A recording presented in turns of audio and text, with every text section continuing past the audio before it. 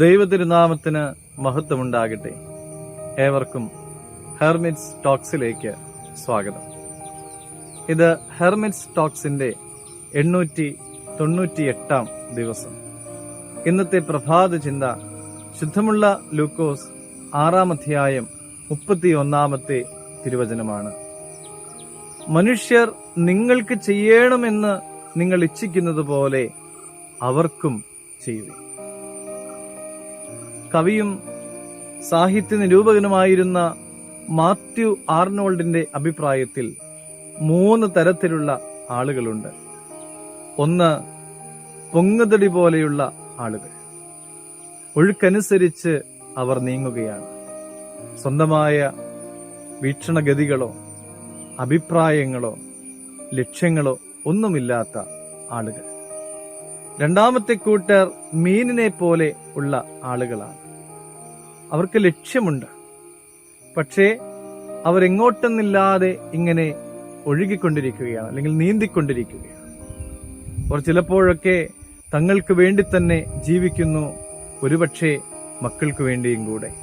പലപ്പോഴും ലക്ഷ്യങ്ങളിൽ എത്തുന്നതിൽ അവർ പരാജയപ്പെട്ട് പോകുകയുമുണ്ട്. മൂന്നാമത്തെ കൂട്ടർ എന്ന് പറയുന്നത് കടത്തുകാരനെ പോലെയുള്ളവരാണ്. കടത്തുകാരൻ എന്ന് പറഞ്ഞാൽ ഒരു കരയിലുള്ളതായ ആളുകളെ മറുകരയിൽ എത്തിക്കുകയാണ് അവരുടെ ജോലി.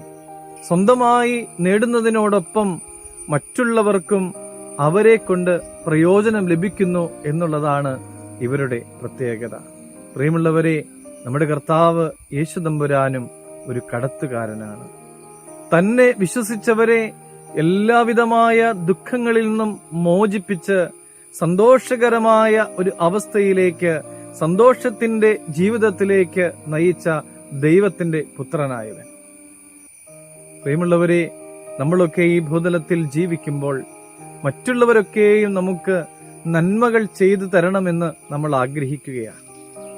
എന്നാൽ മറ്റുള്ളവർക്ക് അതേ നന്മ തിരിച്ചു കൊടുക്കുവാനായിട്ട് നമുക്ക് സാധിക്കാറുണ്ടോ എന്ന് ചിന്തിക്കേണ്ടിയിരിക്കുന്നു.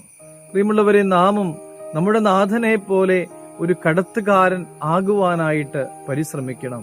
ഞാൻ നേടുന്നതിനോടൊപ്പം എൻ്റെ അരികിലുള്ളവനും പ്രയോജനം ലഭിക്കത്തക്ക രീതിയിൽ നമ്മുടെ ജീവിതത്തെ ക്രമപ്പെടുത്തുവാൻ നമുക്കും സാധിക്കണം.